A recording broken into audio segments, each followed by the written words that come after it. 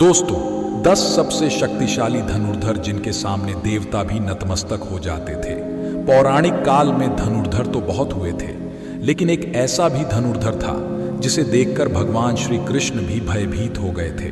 एक ऐसा भी धनुर्धर था जो अपने बाणों से समुद्र को भी सुखा देता, और एक ऐसा भी धनुर्धर था जो क्षण भर में पूरी सृष्टि का विनाश कर देता। सबके पास थे एक से बढ़कर एक दिव्यास्त्र, लेकिन सर्वश्रेष्ठ तो सर्वश्रेष्ठ ही होता है। आखिर कौन था सर्वश्रेष्ठ धनुर्धर?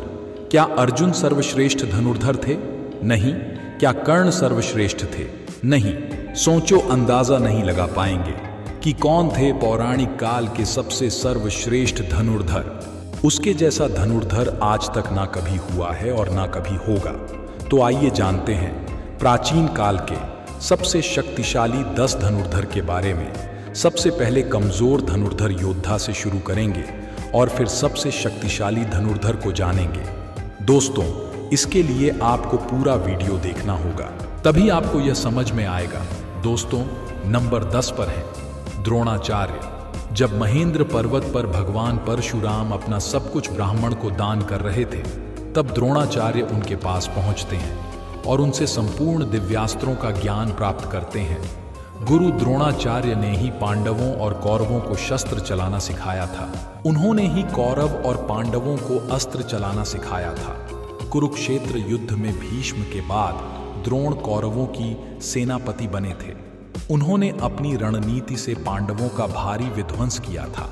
युद्ध के दौरान द्रोण ने जो चक्रव्यूह बनाया था, उसमें फंसकर ही वीर अभिमन्यु मारे गए थे। इसलिए पांडव उन्हें छल से मारने के लिए विवश हो गए थे। नंबर 9 पर है अर्जुन। गुरु द्रोण के नजर में अर्जुन थे सर्वश्रेष्ठ धनुर्धर। द्रोणाचार्य ने अर्जुन को अपने सारे अस्त्रों का ज्ञान दिया था। अर्जुन के धनुष डंकार से ही दुश्मन अधमरे हो जाते थे। अर्जुन के पास देवताओं के सारे दिव्यास्त्र थे, यहां तक कि महादेव को प्रसन्न करके अर्जुन ने पाशुपतास्त्र तक प्राप्त कर लिया था। अर्जुन दोनों हाथों से बाण चला सकते थे, इसलिए उन्हें सभ्यसाची कहा जाता था। द्रौपदी स्वयंवर में कर्ण को छोड़कर जहां सभी धनुर्धर विफल हो गए थे, वहां अर्जुन ने बहुत ही आसानी से लक्ष्य को भेद दिया था। खांडव वन में अर्जुन ने देवराज इंद्र तक को परास्त कर दिया था। जिन राक्षसों को रावण भी हरा नहीं पाया था, उन्हें अर्जुन ने परास्त कर दिया था। नंबर 8 पर है भीष्म। दोस्तों, भीष्म गंगा माता के पुत्र थे। उनके गुरु स्वयं भगवान परशुराम थे। एक बार तो अपने गुरु परशुराम से ही भीष्म का युद्ध हो गया था। युद्ध में परशुराम जी और भीष्म एक दूसरे पर महाविनाशक अस्त्र शस्त्र चला रहे थे, लेकिन इस युद्ध का कोई परिणाम नहीं निकल रहा था। आखिर इस युद्ध को रोकने के लिए देवताओं को आना पड़ा था। जब कुरुक्षेत्र का युद्ध शुरू हुआ था, तब पितामह भीष्म कौरवों के प्रथम सेनापति बने थे। भीष्म के बाणों के आगे पांडव पक्ष का कोई भी योद्धा टिक नहीं पा रहा था। भगवान श्री कृष्ण ने इस युद्ध में शस्त्र न उठाने का प्रण लिया था, लेकिन भीष्म ने अपने पराक्रम से श्री कृष्ण को अपनी प्रतिज्ञा तोड़कर शस्त्र उठाने पर विवश कर दिया था। भीष्म को नियमानुसार युद्ध करके परास्त करना संभव नहीं था, इसलिए शिखंडी को सामने रखकर अर्जुन ने भीष्म को बाणों की सैया पर सुला दिया था। नंबर 7 पर है एकलव्य। दोस्तों, एकलव्य महाभारत के एक सबसे सर्वश्रेष्ठ धनुर्धर थे। जब द्रोण के पास एकलव्य शिक्षा के लिए गए थे, तब द्रोण ने उन्हें शिक्षा देने से इनकार कर दिया था। इसके बाद द्रोण को गुरु मानकर एकलव्य ने वन में धनुर्विद्या का अभ्यास करना शुरू कर दिया था। जब कौरव और पांडव में से किसी को भी शब्द बेदी बाण चलाना नहीं आता था, तब एकलव्य अपने अभ्यास से ही शब्द बेदी बाण चलाना सीख गए थे। उनकी धनुर्विद्या को देखकर अर्जुन को भी लगने लगा था कि यही सर्वश्रेष्ठ धनुर्धर है। लेकिन एक समय ऐसा आया जब दक्षिणा के रूप में द्रोणाचार्य ने एकलव्य का अंगूठा कटवा दिया था। इसके बाद अंगूठे के बिना भी एकलव्य ने बाण चलाना सीख लिया था। दोस्तों, आधुनिक धनुर्विद्या में अंगूठे के बिना बाकी उंगलियों से बाण चलाया जाता है, जिसका आविष्कार सबसे पहले एकलव्य ने ही किया था। एकलव्य इतने शक्तिशाली थे कि भगवान श्री कृष्ण को एकलव्य का वध करना पड़ा था। एकलव्य के बारे में भगवान श्री कृष्ण ने कहा था, अगर एकलव्य का अंगूठा ना कटा होता तो दूसरा परशुराम बनकर जंगल में घूमता रहता। तब दानव, राक्षस, नाग देवता कोई भी उसको परास्त नहीं कर पाता। कोई मनुष्य तो उसके सामने खड़ा भी नहीं हो पाता। भगवान श्री कृष्ण ने जिस धनुर्धर की तुलना भगवान परशुराम से की हो, वह कितने शक्तिशाली होंगे आप सोच भी नहीं सकते। नंबर 6 पर है बर्बरीक। दोस्तों, बर्बरीक घटोत्कच के पुत्र थे। उनके पास ऐसे 3 बाण थे जिनके सहारे वह पल भर में कुरुक्षेत्र के युद्ध को खत्म कर सकते थे। बर्बरीक के 3 बाणों के बारे में जानकर भगवान श्री कृष्ण भी चिंतित हो गए थे, जिनके कारण उन्होंने दान में बर्बरीक का सिर मांग लिया था। इसके बाद खाटू श्याम की पूजा इस धरती पर बर्बरीक के नाम से होती है। नंबर 5 पर है मेघनाथ। रावण का पुत्र मेघनाथ महावीर था।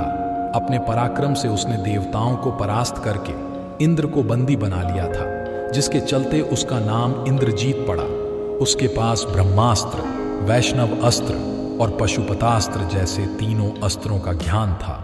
लक्ष्मण जी के साथ युद्ध के दौरान ब्रह्मास्त्र, वैष्णव अस्त्र और पशुपतास्त्र उनके ऊपर चलाया था। लक्ष्मण जी के सामने ब्रह्मास्त्र तेजहीन हो गया था। वैष्णव अस्त्र और पशुपतास्त्र लक्ष्मण जी को प्रणाम करके लौट गया था। लेकिन युद्ध के दौरान एक समय उसने लक्ष्मण जी को मूर्छित कर दिया था। अपने नाग पास से भगवान श्री राम और लक्ष्मण जी को जकड़ लिया था। मेघनाथ ही रामायण काल के एकमात्र योद्धा थे जिसे आदि महारथी कहा गया है। नंबर 4 पर है लक्ष्मण जी। दोस्तों, शेषनाग के अवतार लक्ष्मण जी महापराक्रमी थे। उनकी रेखा में ही इतनी शक्ति थी कि रावण भी उसे पार नहीं कर सकता था। शास्त्रों के अनुसार वह एक सर्वश्रेष्ठ धनुर्धर थे। रावण के महाबलशाली पुत्र इंद्र को परास्त करने वाले इंद्रजीत को वही परास्त कर सकता था जो 14 साल तक सोया ना हो, 14 वर्ष तक किसी स्त्री का मुख ना देखा हो, जिसने 14 साल तक भोजन न किया हो, वह कोई और नहीं लक्ष्मण जी ही थे। लक्ष्मण जी ने ही मेघनाथ का वध किया था। रावण के शक्तिशाली पुत्र अतिकाय का भी लक्ष्मण जी ने ही वध किया था। युद्ध के दौरान एक बार लक्ष्मण जी ने रावण को मूर्छित तक कर दिया था।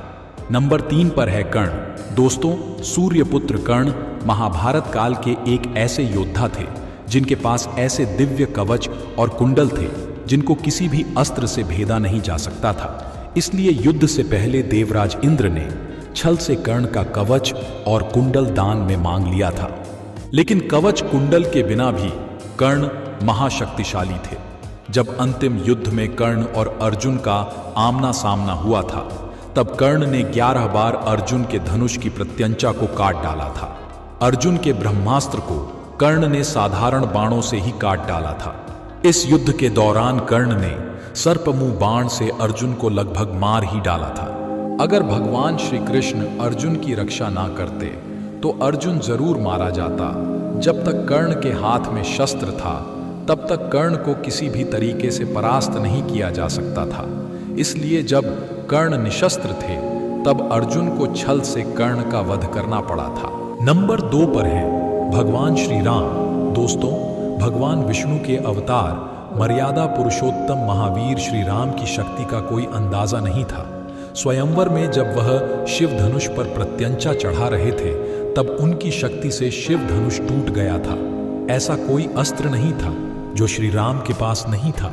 जब समुद्र ने लंका जाने के लिए श्री राम को मार्ग नहीं दिया था, तब उन्होंने अपने बाणों से ही समुद्र को सुखाने का विचार किया था। तब श्री राम को धनुष में बाण का संधान करते देख समुद्र देवता भी भयभीत होकर उनके सामने प्रकट हो गए थे। श्री राम ने युद्ध में कुंभकर्ण और रावण जैसे न जाने कितने राक्षसों को यमलोक भेज दिया था। नंबर 1 पर हैं देवों के देव महादेव। दोस्तों, संपूर्ण ब्रह्मांड और धनुर्वेद की सृष्टि महादेव से ही हुआ है। वही इस सृष्टि की शुरुआत है और वही इसका अंत है। उनकी शक्ति अनंत है।